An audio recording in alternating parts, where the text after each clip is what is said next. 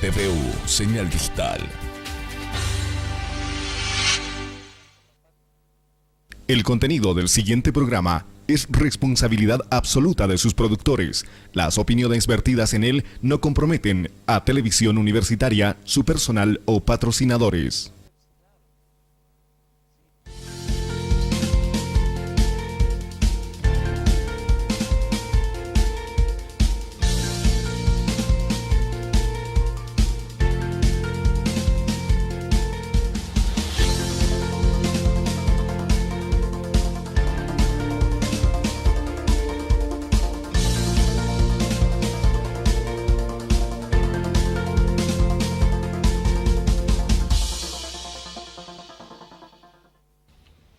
Amables televidentes, tengan todos ustedes muy buenos días.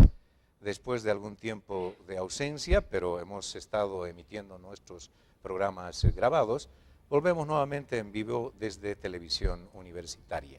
Con mucho gusto, saludando a las provincias al interior y exterior del país para ofrecerles este programa semanal de Medicina TV. En esta ocasión tenemos la grata presencia del doctor Freddy Guerra Paniagua. Él es profesional oftalmólogo, docente de la Facultad de Medicina, a quien le vamos a dar la cordial bienvenida a este medio de comunicación. Doctor, buenos días. Buenos días.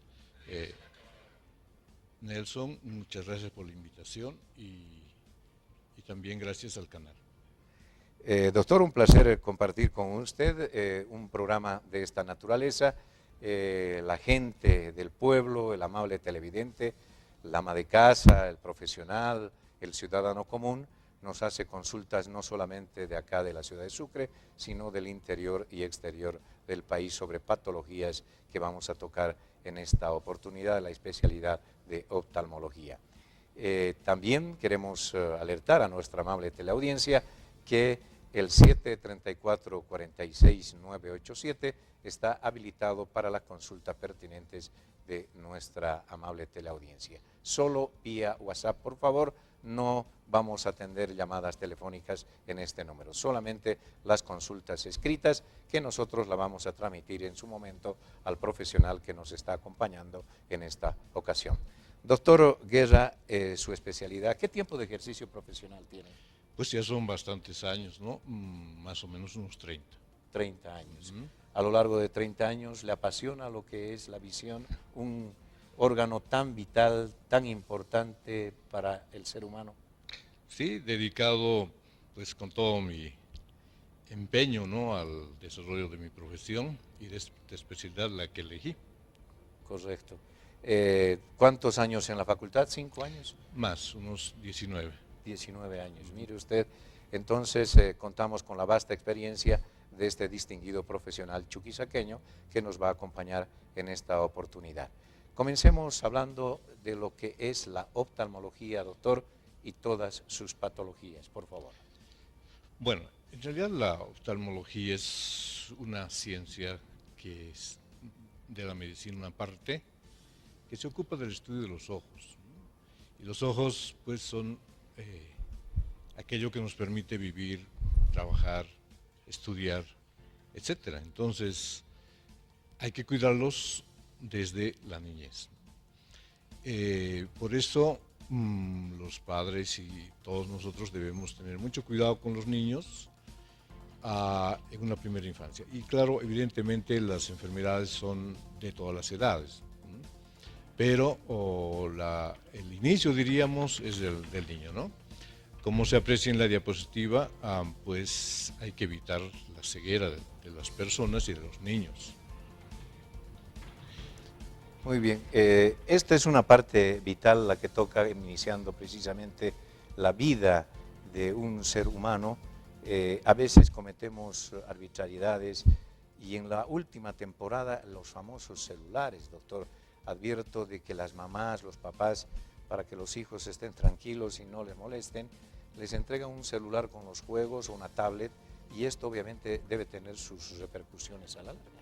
Sí, yo pienso que evidentemente el desarrollo tecnológico ha hecho de que los sistemas de comunicación se vuelvan muy eficientes con los celulares. Pero también es verdad que los padres a veces en sentido de lograr un cuidado de los niños como si fuera una niñera, proveen al niño del celular para que pueda manipular y el niño esté distraído. En cierto modo podría facilitar algo, pero en el fondo están permitiendo que los niños estén frente a una pantalla todo el tiempo. Entonces, eso es algo que no está muy bien. Se ha comprobado que desarrollan algunos tipos de ametropías, es decir, miopías, etcétera, cuando están mucho tiempo frente al celular. Entonces, hay que limitar el uso y principalmente en niños cuidar el tiempo de exposición. Y en lo posible, mientras más pequeñitos, menos tiempo de exposición.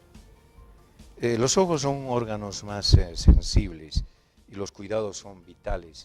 ¿Cuáles serían los primordiales, doctor, para recomendar a la población?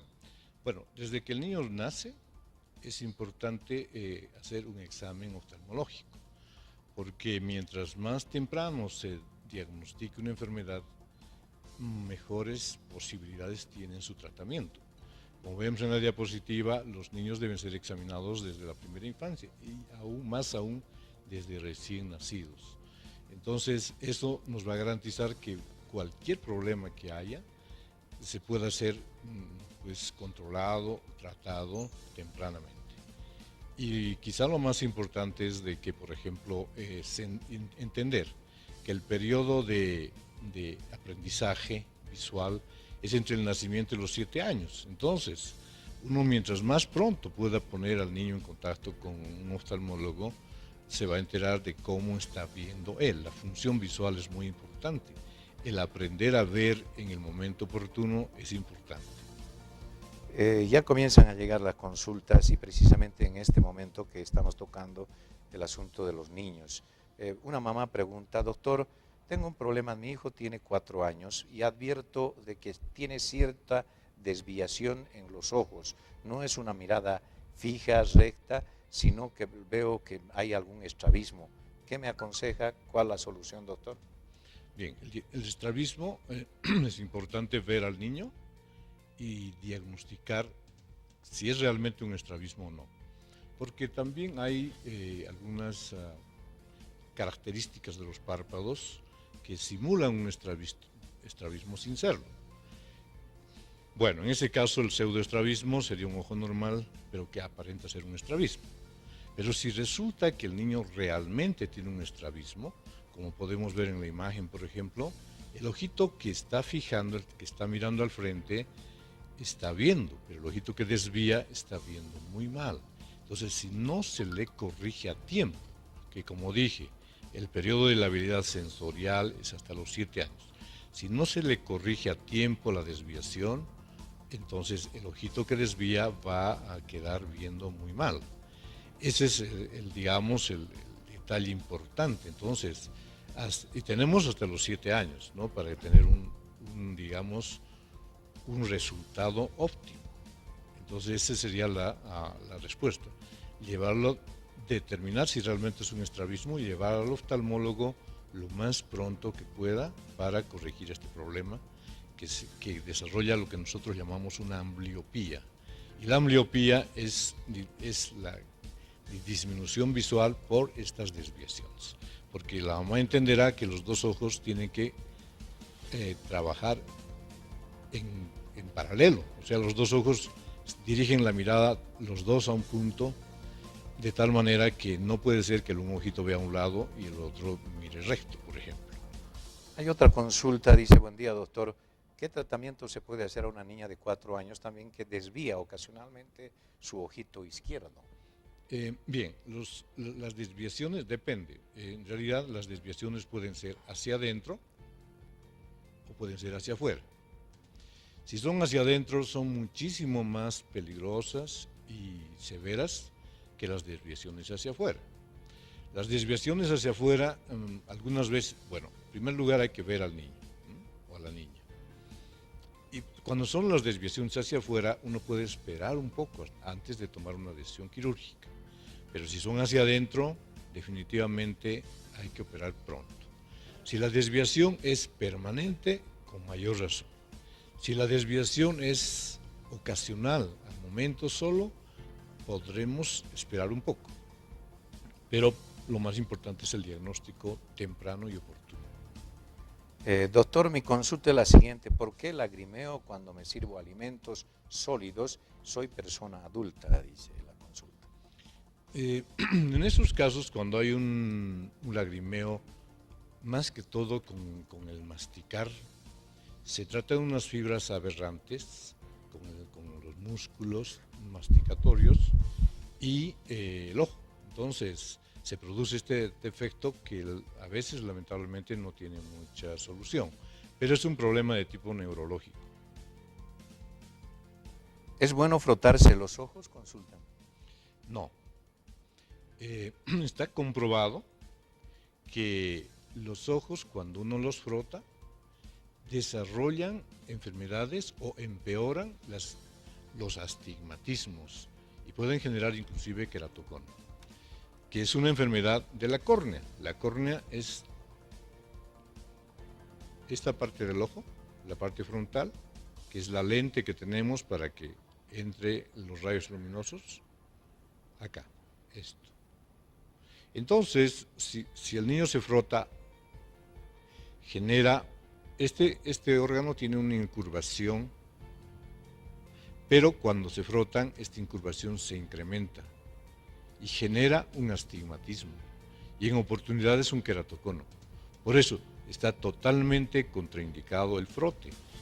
Pero el frote puede tener diríamos, una razón.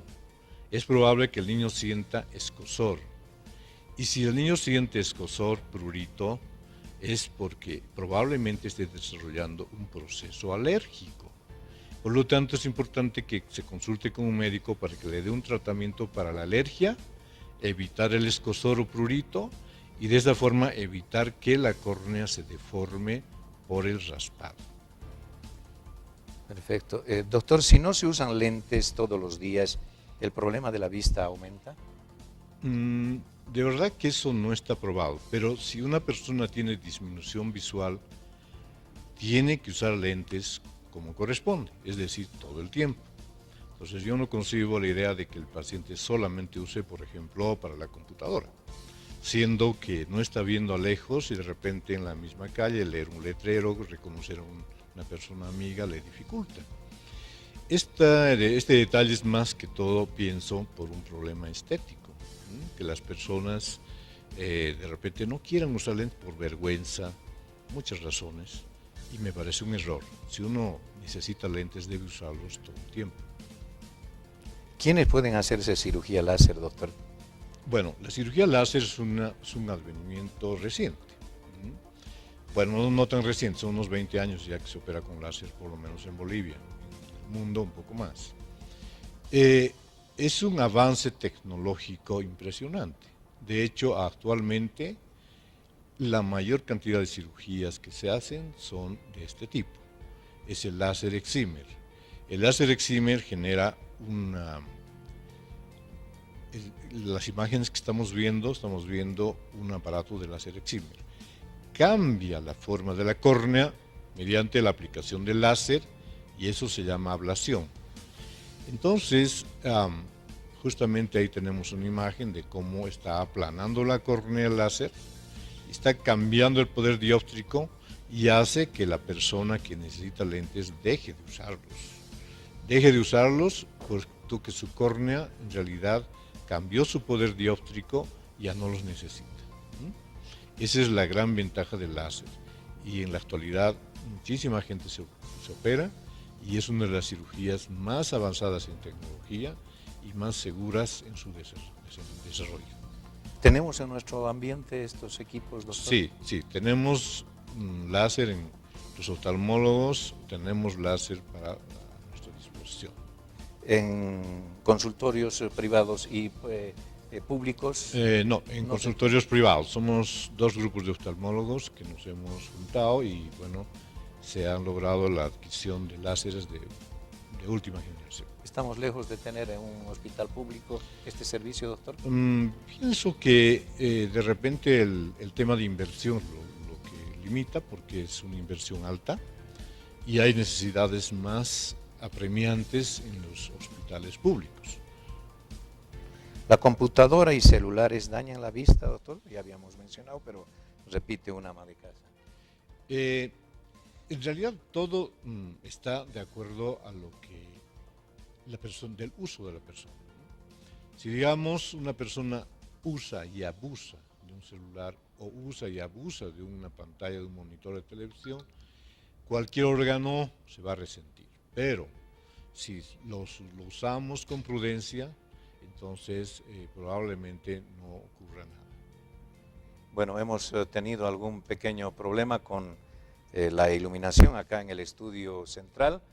Vamos a ver lo poco perceptible todavía que tenemos, pero vamos a seguir con las consultas mientras se soluciona ese problema técnico. Alertamos a control central.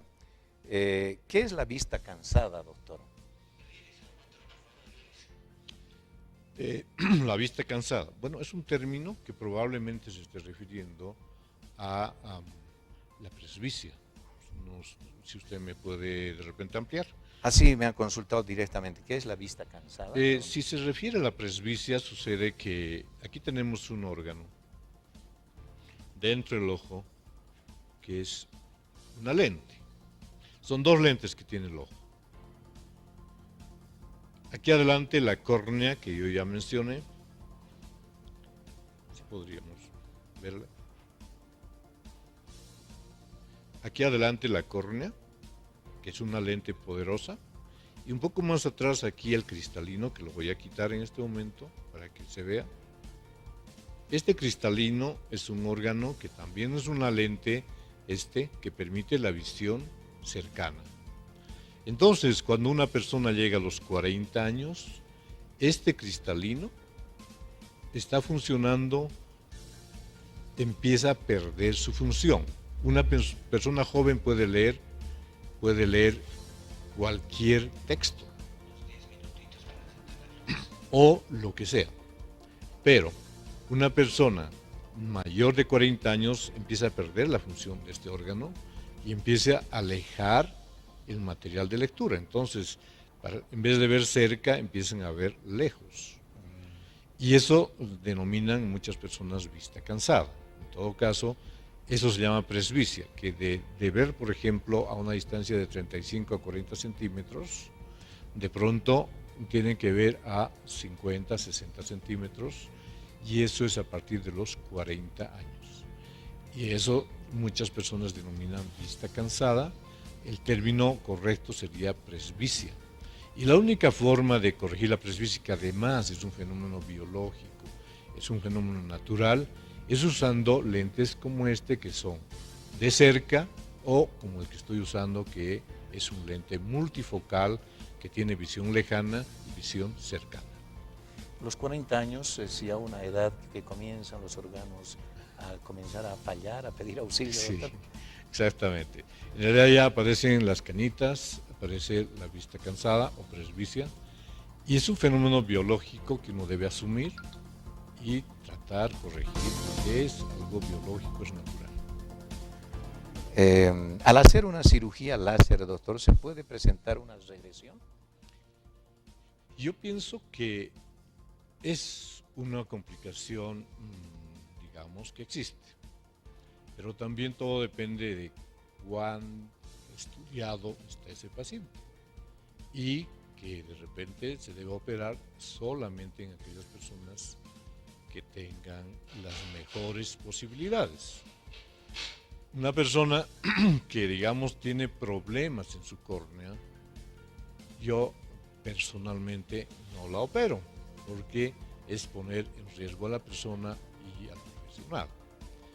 Una regresión, por ejemplo, en el centro que tenemos, Solex, más de 10 años estamos operando con láser. Yo una regresión, pues, no la tengo. Entonces, yo pienso que es importante elegir bien el paciente y operar a aquellos que sí tienen condiciones y aquellos que no tienen, no. Le manda un saludo cordial su compañero de curso, Jorge Cabrera, que él es de Valle Grande. Le felicita por la culminación de su carrera y su especialidad, porque él dice que no pudo concluir sus estudios, pero le hace la consulta. Yo vivo en Valle Grande y tenemos el hábito de, yo estoy dedicado a la ganadería. Recientemente me ha entrado al ojo uña de gato y tengo un rasgo y pienso visitarlo. Me dice, ¿qué soluciones le puede dar? Le ha rasgado una parte del ojo. Bueno, muy contento de escuchar a un amigo de muchos años. Evidentemente, lo que se pierde es el epitelio cuando hay un rasguño por algún vegetal. Quizá sea prudente tener mucho cuidado porque a veces los vegetales llevan consigo hongos o bacterias. Entonces, si no hay eso, pues no hay una reacción inflamatoria muy grande y el epitelio se restablece pronto. Dependiendo de la cuantía de la lesión, en pocos días, horas, ¿no? 24, 48 horas, se reepiteliza. Pero si es muy profundo el rasguño, en algunas oportunidades deja una cicatriz, pero cuando es superficial no deja nada. Aquí el tema sería ver si es que hay una reacción inflamatoria importante, porque a veces hay bacterias, hay hongos que aprovechan para hacer lo que denominamos úlceras corneales, que son muy difíciles de tratar. Si está el colega tranquilo, no hay problema, y cuando guste yo estaré muy contento de recibirlo acá. ¿Cuántas veces al día se pueden poner gotas para el ojo seco, doctor? Ese es un detalle que depende del ojo seco. No hay ojos secos leves, moderados, severos. El ojo seco leve puede uno colocarse unas 2 veces o 3 veces en la mañana, 2 o 3 veces en la tarde. Y hay ojos que tienen un severo componente de sequedad y hay que ponerse cada hora, cada 2 horas. Cuando el problema es severo, muchas veces inclusive se tapan los puntos lagrimales para aprovechar al máximo la cantidad de lágrimas que tiene el ojito. De todas maneras, no hay una pauta, digamos, matemática de decir 2 al día, 3 al día, 4 al día, cada hora o cada 2 horas. Es de acuerdo a la necesidad. Por ejemplo, en esta época invernal estamos con una resequedad manifiesta por un factor ambiental que estamos sufriendo. Entonces, en ese caso, usamos más veces al día. Pero en verano, que la sequedad es menor, que hay más humedad que sequedad, entonces podemos usar menos. Es muy variable, ¿no? Y cada caso tiene... pero en todo caso, quizá la pregunta sea para saber cuánto es lo máximo que uno puede usar y si le puede hacer daño, usar más de lo debido. En lágrimas artificiales no hay ese problema, no es un problema de corticoides o de antibióticos que se deben usar con cierta cantidad de gotas, sino uno puede usarlo más libremente. Doctor, advierto de que en un brazo social de la célula o del colegio de oftalmólogos no se hagan campañas para prevenir este problema de un órgano tan vital como es la vista. ¿Tiene planes en su programa para coadyuvar a través de la universidad o a través del colegio de oftalmólogos para la sociedad en campañas, en ferias que puedan instruir y alertar a la población sobre los cuidados que uno debe tener? Mire, yo creo que este es un excelente punto de vista. Y realmente me alegra mucho que la persona que haya preguntado lo haga de esa forma, porque hay 2 cosas. Uno, como Facultad de Medicina, muchos años hemos estado acudiendo a los colegios, a las escuelas. Lamentablemente hace un par de años que ya no acudimos. Pero es importante diagnosticar de una forma correcta, con el profesional correcto y con los estudiantes que son futuros médicos. Porque lamentablemente estamos sufriendo una invasión de gente que quiere lucrar con los lentes.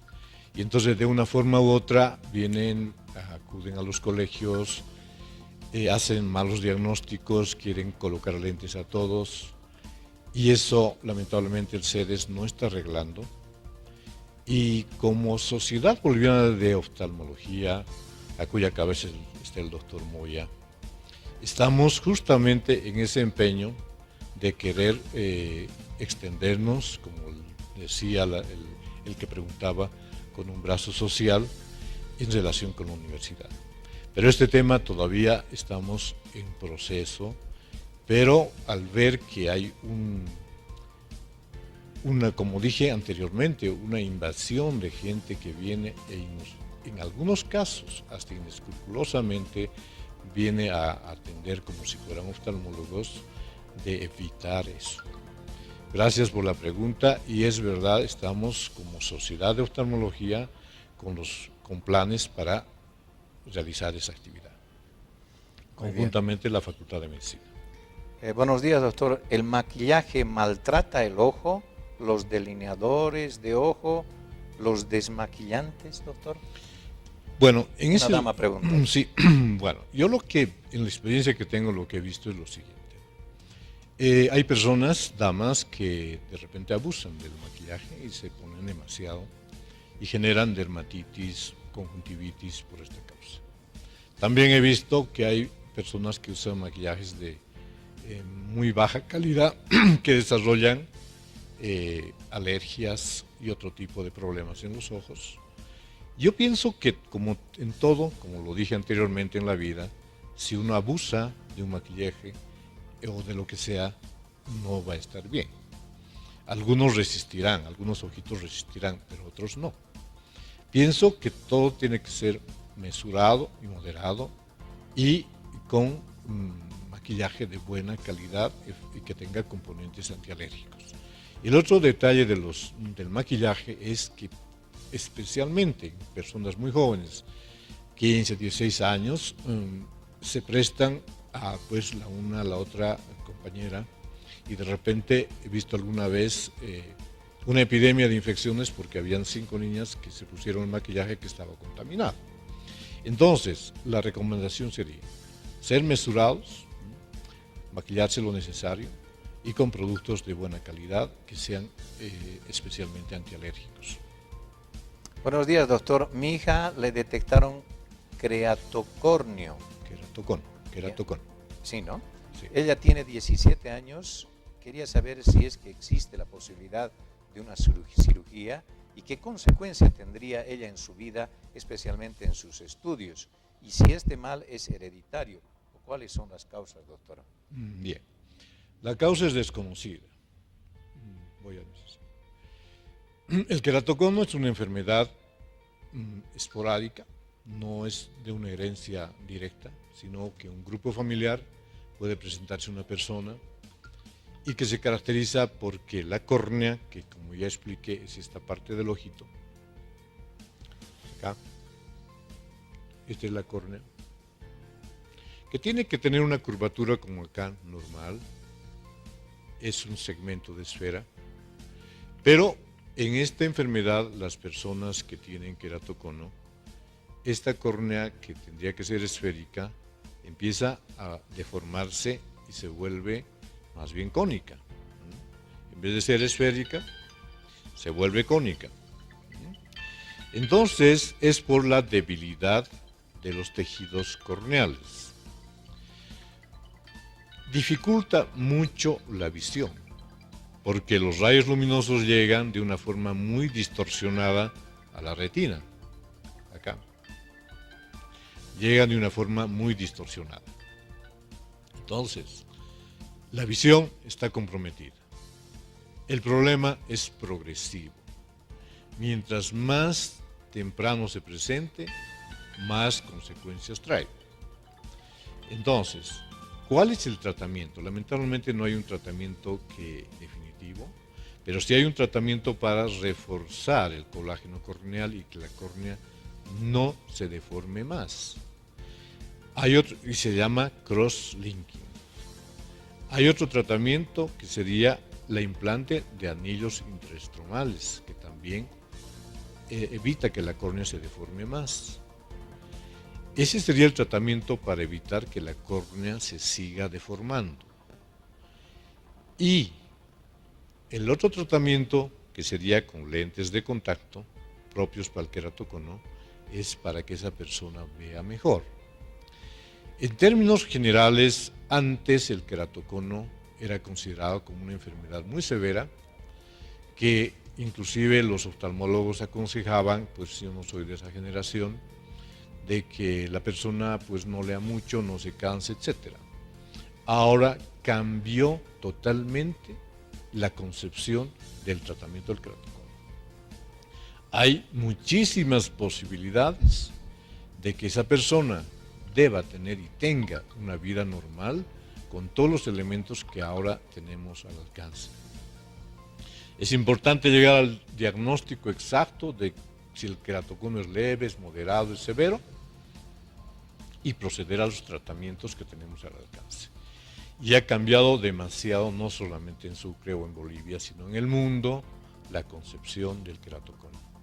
Por lo tanto, ahora las posibilidades son muy grandes y las personas ya no tienen que sentirse disminuidas ni preocupadas porque hay formas de controlar el mismo.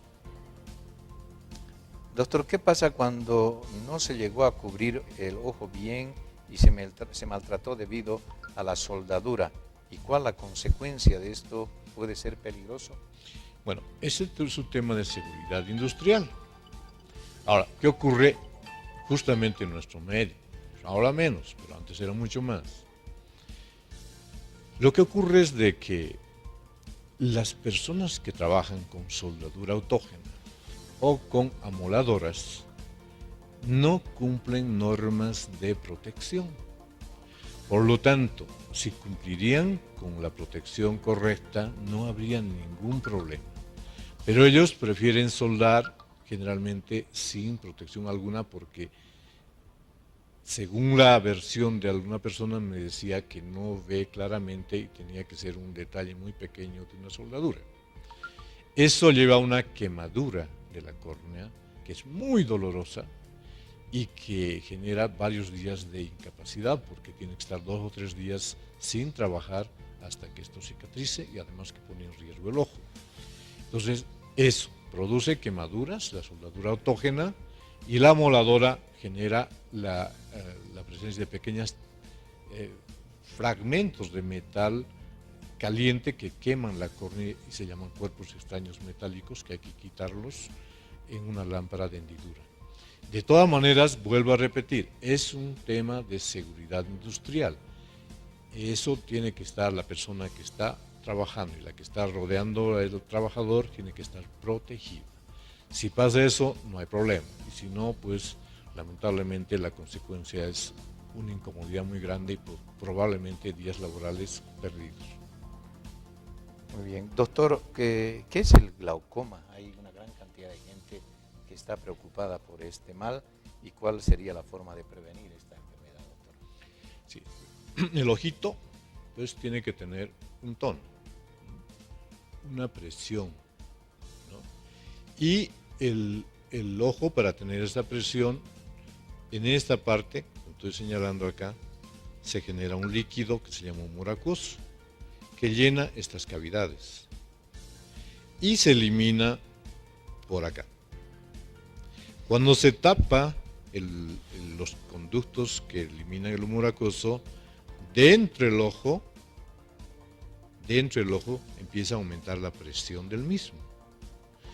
El efecto del aumento de la presión va a afectar al nervio óptico, que es esto, porque se van a empezar a morir las células del ojo, de la retina.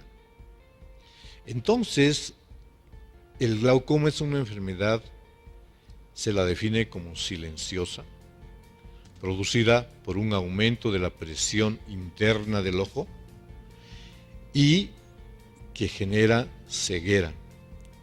Cuando no se trata adecuadamente, puede llegar a la ceguera absoluta e irreversible. Por eso es importante controlar el glaucoma. Hay unas diapositivas de glaucoma, no sé si podamos verlas. Entonces, básicamente, el glaucoma, la edad de riesgo, bueno, hay distintos tipos de glaucoma. El más frecuente es el glaucoma primario de ángulo abierto. Como podemos ver en la diapositiva, vemos a la izquierda la tonometría, la toma de la presión ocular. Entonces, tomando la presión ocular a partir de los 40 años, que debe ser de regla tomarla, estamos asegurando de saber que la presión está normal. ¿Por qué? Porque el glaucoma es una enfermedad silenciosa. El glaucoma no genera síntomas, el glaucoma más frecuente, porque hay otros glaucomas que sí generan síntomas, pero el que con más frecuencia se presenta es producto de la elevación de la presión del ojo, la muerte de las células y pérdida de la visión progresiva. ¿Cómo controlar el glaucoma? Haciéndose tomar la presión, al menos a partir de los 40 años, sí o sí, todos los años. A la derecha se muestra una serie de flechas que están indicando que la presión del ojo está subiendo, y más a la derecha vemos el nervio óptico que está siendo afectado. Es una enfermedad en la cual se mueren las células nerviosas retinianas y el paciente se va quedando ciego progresivamente. Entonces, mire, en una etapa terminal del glaucoma, el paciente pierde la visión periférica y solamente le queda la visión central. Y esa visión central se va perdiendo progresivamente hasta que finalmente el paciente ya no ve nada. Y entonces es importante saber si uno tiene glaucoma o no, porque no hay síntomas que le orienten. También es importante conocer que si los padres tienen glaucoma, los hijos pueden tener glaucoma en una gran proporción, y los hermanos lo mismo. Entonces, el glaucoma es una enfermedad severa, nos castiga duramente, los pacientes llegan habitualmente tardíamente. Es necesario tener en la conciencia de todos nosotros de que la presión del ojo hay que hacerse tomar a partir de los 40 años todos los años. Indagar si los ancestros, o sea, padres, abuelos, tuvieron glaucoma para tener un mayor, digamos, control del mismo. Y para saber el glaucoma hay que hacer una serie de estudios y determinar el grado de glaucoma y someterse a un tratamiento que puede ser médico con gotas o puede ser quirúrgico en caso de que el tratamiento médico no resulte. Doctor, de acuerdo a la explicación le felicito por la explicación que hace en la pantalla. Estos antecedentes del glaucoma, ¿qué pasa con un paciente diabético o con alguien que ha tenido este problema de sus mayores? Bueno, en realidad la diabetes no está relacionada con el glaucoma. El glaucoma es una enfermedad diferente. El glaucoma es un problema de que se cerró digamos, las vías de drenaje del humor acuoso, y es una enfermedad que tiene un carácter hereditario, que está en relación con la raza. Los negros tienen más problemas que los blancos, y los hispanos, que somos nosotros, estamos entre los negros y los blancos o sajones, pero la frecuencia no es tan baja, es un problema de salud pública, no hay relación con la diabetes, repito, y que la única forma de saber si uno tiene glaucoma o no es conocer la presión del ojo y saber el estado de salud del nervio óptico, y es la forma. Y los estudios campimetría, OCT del nervio óptico, etcétera, que se hacen de rutina cuando hay una sospecha de glaucoma. Entonces, si el paciente tiene un antecedente hereditario, si el paciente tiene una sospecha de que la presión está elevada, la presión normal es de 10 a 20 milímetros de mercurio, pero si el médico le dice tienes 19 o tienes 21, ya entra como sospecha de glaucoma. Ahí hay que hacer los estudios, campimetría, OCT del nervio óptico, paquimetría, que es medir el espesor de la córnea, la presión del ojo y cómo está la retina, si no está sufriendo daño. Entonces, es un problema complejo. Pero ¿parte de qué? Rango de edad, 40 años, antecedentes hereditarios y toma de la presión intraocular en forma anual. ¿Se puede prevenir el glaucoma, doctor? Absolutamente. Entonces, la prevención sería esa, hacerse tomar la presión regularmente a partir de los 40 años. ¿Qué es mejor, los lentes de contacto o el de armazón? Preguntan, doctor. Bueno, en realidad yo personalmente considero que el mejor invento para poder ver bien es este lente de armazón. Porque el momento que yo quiero, me lo quito, dejo de usar, y el momento que quiero, me lo pongo. El lente de contacto es un lente, esos son los lentes de armazón. El lente de contacto, ahí lo vemos, es un lente que está dentro de la cavidad orbital, perdón, delante del ojo, delante de la córnea. Entonces, ya es un elemento que uno tiene que tener mucho cuidado en cuanto a las horas de uso. Uno no puede usar el lente 12 horas o 24 horas, imposible. 8, 6 horas es lo que normalmente el ojo resiste. Yo considero que el lente de contacto es un gran aporte tecnológico y cada vez hay más variedades, pero hay un problema. El lente de contacto delante de la córnea le quita la posibilidad de la oxigenación correcta. Entonces uno debe usar solamente pocas horas, no todo el tiempo, y debe quitárselo. Pero ayuda mucho desde el punto de vista estético, desde el punto de vista de repente deportivo, porque hay deportistas que sí lo usan para ver mejor y rendir mejor. El lente de contacto para mí es una opción estética muy buena, pero no un sustituto o no en vez de el lente de montura. El paciente siempre debe usar lente de montura y en actividades especiales, principalmente sociales, artísticas, deportivas, el lente de contacto es un buen complemento.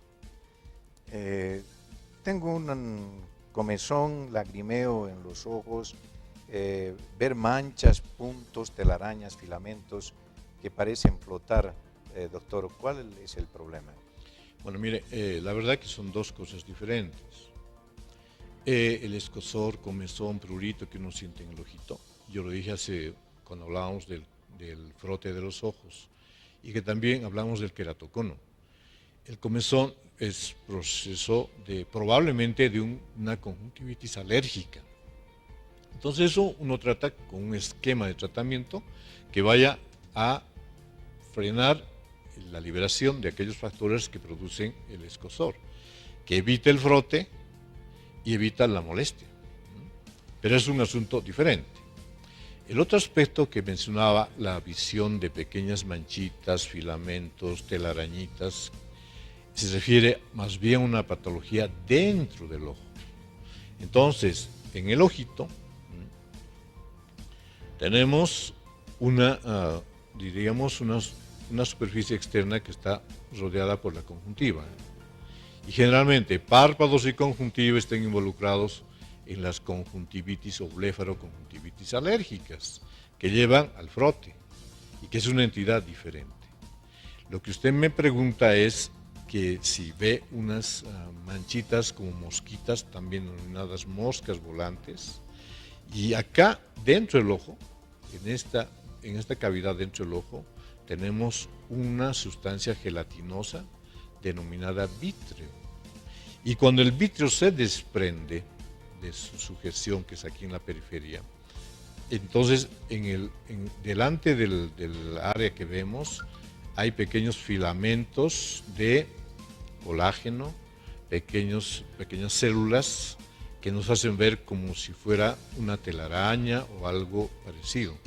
Eso es un síntoma en la mayor parte de los casos que no es un problema, se puede sobrellevar y por lo general no tiene una alteración retiniana o algo importante, y la pena es que no tiene tratamiento. Por lo tanto, a veces uno le pide al paciente, va a tener que acostumbrarse a esa molestia porque no hay un tratamiento para quitarlo, porque está dentro del ojo.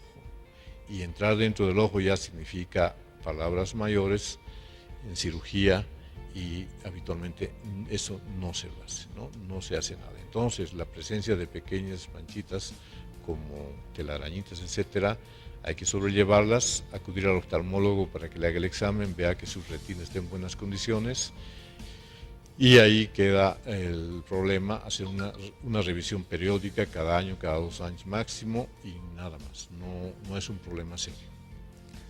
Soy funcionario de impuestos internos y trabajo hasta altas horas de la noche en la computadora y al mando de manejo de láser.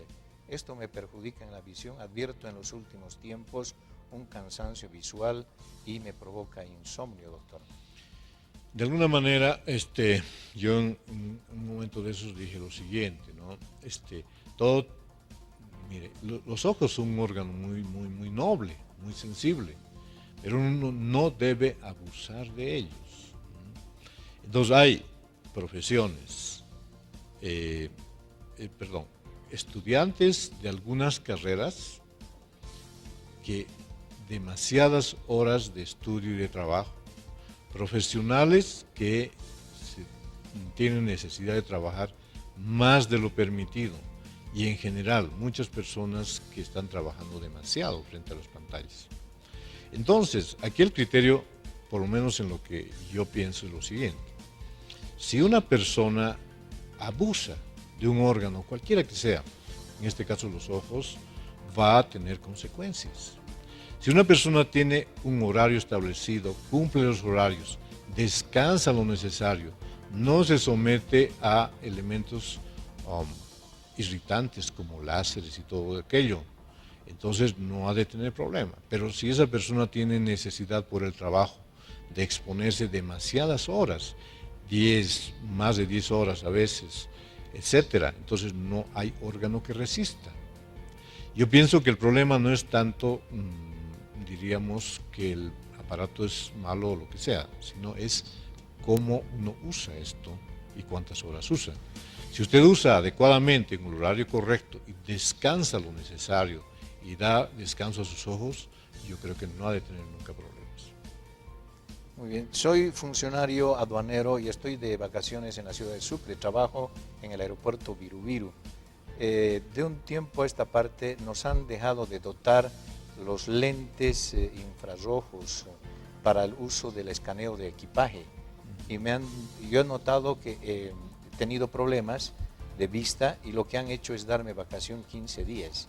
Pero estoy viendo que no me van a reponer los lentes que usaba hasta hace 20 días. Sí, esto entraría también dentro de la seguridad industrial, ¿no? Algo de protección con elementos que dañan el ojo. En todo caso, yo pienso que esa es una obligación de la empresa y un derecho del trabajador exigir esto. Ahora, lamentablemente, yo no sé los pormenores, por qué les quitan, por qué no les dan. En el país, lamentablemente, esas normas no se las cumple a cabalidad.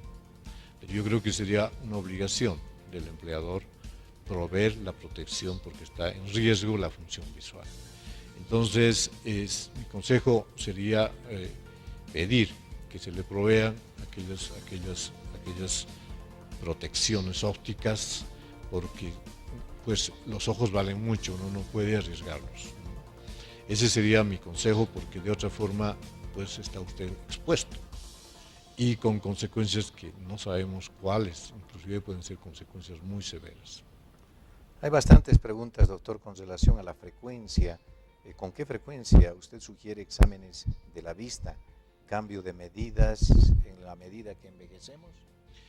Bueno, sí, en realidad cuando yo tengo pacientes que voy controlando durante muchísimos años en toda mi vida profesional, yo he considerado que una media de año y medio es prudente. Hay pacientes que vienen luego de 5 años y no hay cambio en su medida. Pero prudente es año y medio, porque hay también otros que están un año y medio y ya tienen cambios en la medida. Aquí lo importante es lo siguiente: el paciente tiene que ver bien. Y variar la medida del lente para que vea bien significa un examen médico oftalmológico. Cada año y medio, máximo 2 años, yo creo que es un lapso prudencial para renovar los lentes o determinar que tiene la misma medida. Porque también en ese tiempo la vida útil del material del lente ya empieza a fallar, ¿no? Entonces, son 2 razones. Una, ver el cambio que se produce, y 2, renovar un material que debe ser adecuado. Doctor, tengo miopía y esta tendencia a aumentar el grosor de mis lentes, ¿algún día frenará o tendré mejora para usar lentes más livianos?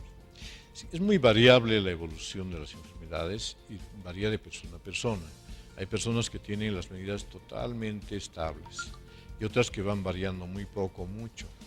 Lo que hay que ver es que no estén asociadas otras enfermedades como por ejemplo, el queratoconio. Ahí tenemos una imagen de lo que es la miopía y como usted se fijará, la miopía está mostrando un ojo más grande de lo normal. Y está mostrando que la imagen se está formando por delante de la retina, por lo tanto la visión es borrosa. El lente le va a corregir ese defecto, pero no le va a garantizar que el ojo siga aumentando de diámetro. Solamente en las miopías malignas es que aumenta. Y son miopías de 14, 18 o más dioptrías. Pero en las miopías moderadas o leves, normalmente el aumento es mucho menor. Contrariamente a la miopía, el otro defecto es la hipermetropía, que significa un ojito más pequeño de lo normal. La miopía se caracteriza por una visión borrosa a lejos, que tiene que ser corregida con un lente bicóncavo. La hipermetropía es lo contrario, es una visión más o menos buena a lejos, pero una gran molestia e incomodidad para cerca. Entonces el hipermétrope sufre mucho leyendo con la visión de cercana y el miope sufre mucho viendo a lejos porque todo ve borroso cuando está sin lentes. Buenos días, doctor. Soy chofer y me salió una mancha en el ojo izquierdo. El punto donde enfoco debido a que, ¿será que tengo 45 años? No, es lo que yo explicaba respecto al cuerpo vítreo, ¿no? Que ahí se desprende la base del cuerpo vítreo y es aquí adentro. Entonces, esas fibrillas de colágeno que están acá, dentro del ojito, generan esa visión de manchitas y que se mueven. Y que cuando usted está concentrado puede encontrarlas. Y cuando está distraído probablemente ni las sienta ni las perciba. Es algo benigno que no tiene tratamiento y que se debe a un desprendimiento de la base del cuerpo vítreo, que es el gel que tenemos dentro del ojo. Doctor, tenemos otra consulta acá. Tengo mis dos niños que utilizan lentes, tienen de 8 y 12 años. Con el uso permanente, ¿dejarán de corregir su vista al grado de ya no usarlos? ¿O ya pueden operarse? No, mire, yo le explico, porque ese es un tema de repente que surge la pregunta de cuando en cuando y me parece correcto responderla. Mire, si el ojo, yo expliqué que el ojo tiene miopía. Cuando tiene miopía, el ojo es un poco más grande de lo normal. Entonces, mire, si yo coloco delante para corregir esa deficiencia un lente que le permita ver bien, no va a empequeñecer el ojo de ninguna manera. Entonces la miopía con los lentes está corregida, digamos, en sentido de ver bien, pero no corregida en el sentido de que va a dejar de usar el lente. Lo mismo pasa con el astigmatismo. El astigmatismo es una córnea que es un poquito irregular. Entonces el lentecito que colocamos delante de la córnea es para que el paciente regularice esa imagen y la vea más clara, pero no va a cambiar la forma de la córnea con el uso del lente. Por lo tanto, eso se va manteniendo. A veces empeora, a veces se mantiene. Pero no hay problema en ese aspecto. El lente no corrige las ametropías. Ahora, ¿cuándo debe operarse un paciente? Cuando acabó el desarrollo. 19, 20 años recién se puede operar con láser excimer. Antes sería una locura. No se debe operar antes. Muy bien, la última pregunta. El tiempo es el principal enemigo de este tipo de programas. Ha sido muy interesante, doctor, su participación. Gracias. Una última consulta. Buen día, ¿qué edad puedo llevar a los niños al oftalmólogo? Tengo un niño de 1 año y medio y noté que sus ojitos se ponen rojos. Gracias. Sí, mire, la edad no existe edad, la verdad. Uno puede ver niños desde prematuros, todas las edades. Lo que ocurre es de que de repente hay edades que uno pueda, por ejemplo, medir lentes. A un niño de 2 años se le puede medir lentes, pero probablemente la parte subjetiva no no la podamos hacer a cabalidad. Entonces, no hay edad. Pero generalmente se recomienda que hacerle una primera consulta en la primera infancia, cuando está muy chiquitito, para ver que no haya problemas congénitos. Después, antes de que entre a la escuela o al kinder, para ver que no haya problemas de visión, como miopías, astigmatismos, etc. Y de ahí, pues cada año o cada 2 años uno tiene que constatar que el niño esté viendo bien. Porque alguna vez me ha ocurrido de que yo he indicado, este paciente está viendo muy bien, pero lamentablemente a los 2 años empezó una miopía, un problema, y la mamá decía, doctor, usted me dijo que mi hijo estaba bien, y ahora resulta que está con una medida, entonces ese es el problema, ¿ya? Perfecto, doctor. Muchísimas gracias, ha sido muy amable. Muchas gracias, amables televidentes. Hemos emitido 1 hora antes el programa porque el canal tiene una transmisión de un convenio que firma nuestra institución con el Tribunal Constitucional. Vamos a cerrar este espacio agradeciendo su presencia, doctor. Muchas gracias por haber acudido a esta invitación. Muchas gracias, amables televidentes, con otro programa similar dentro de 7 días. Buenos días, permiso.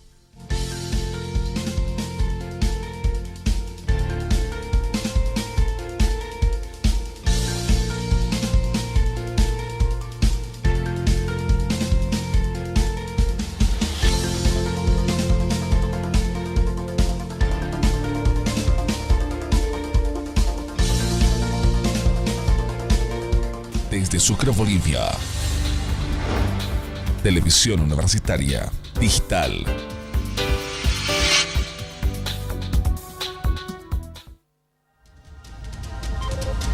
La Universidad Mayor Real y Pontificia San Francisco Javier de Chuquisaca y la Facultad de Humanidades y Ciencias de la Educación presentan Primer Encuentro Latinoamericano y de Promociones de Trabajo Social. Ejes temáticos: trabajo social y área judicial, trabajo social y área salud, trabajo social y área educación, trabajo social, género y derechos humanos, trabajo social, investigación y producción de conocimientos. Fechas: 29, 30 y 31 de agosto. Lugar: Salón de la Villa Bolivariana. Inscripciones antes del 31 de julio con un descuento especial. Posterior a la fecha, con un costo total para profesionales nacionales de 300 bolivianos, extranjeros 450, estudiantes nacionales 200 bolivianos, extranjeros 250. Reserva tu cupo ya haciendo un depósito al número de cuenta 111-74618 del Banco Unión. Mayores informes al 74 55 51 71. ¡Adelante, trabajo social! O escríbenos al correo electrónico encuentronatantesucre@gmail.com. Organiza la carrera de trabajo social. Primer encuentro latinoamericano y de promociones de trabajo social. Sucre, Bolivia. ¡Nos esperamos!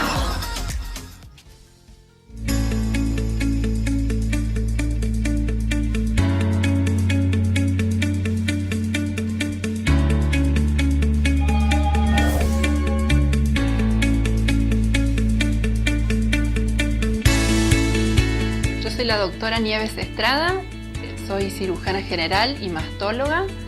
Me ocupo de las patologías mamarias, fundamentalmente de la detección, la prevención y el tratamiento del cáncer de mama. Nos encontramos en el Instituto Cupertino Arteaga, en el tercer patio.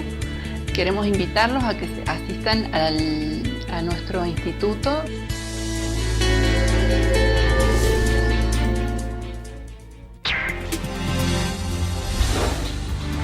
Televisión Universitaria Satelital.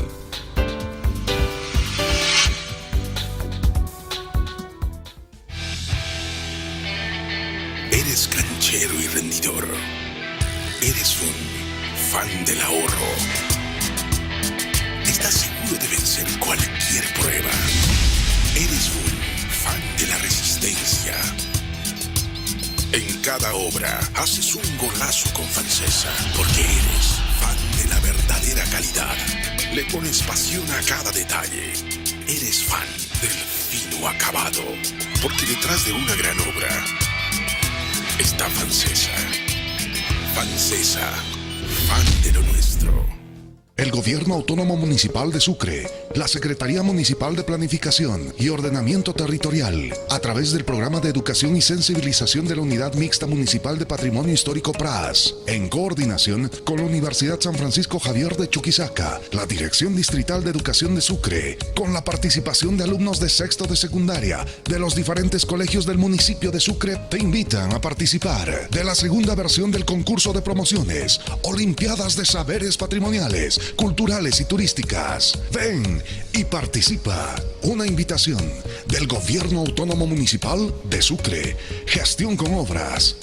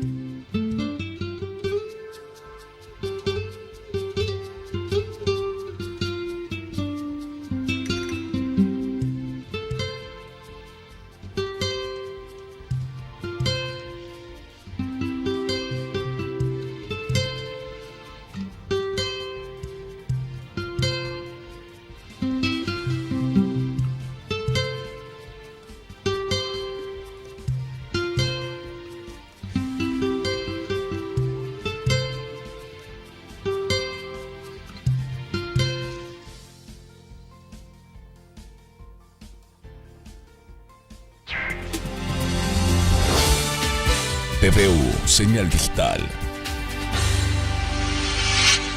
Desde Sucre, Bolivia. Televisión Universitaria Digital.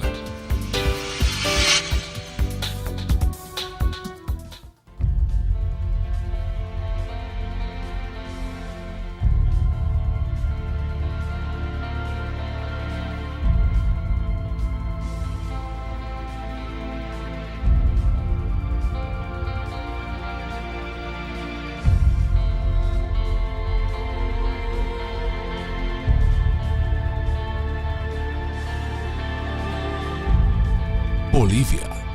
Amor, honor, excelsitud de ensueño y plenitud de acción. La patria encierra. Sé sangre redentora. Fue en la guerra. Gloria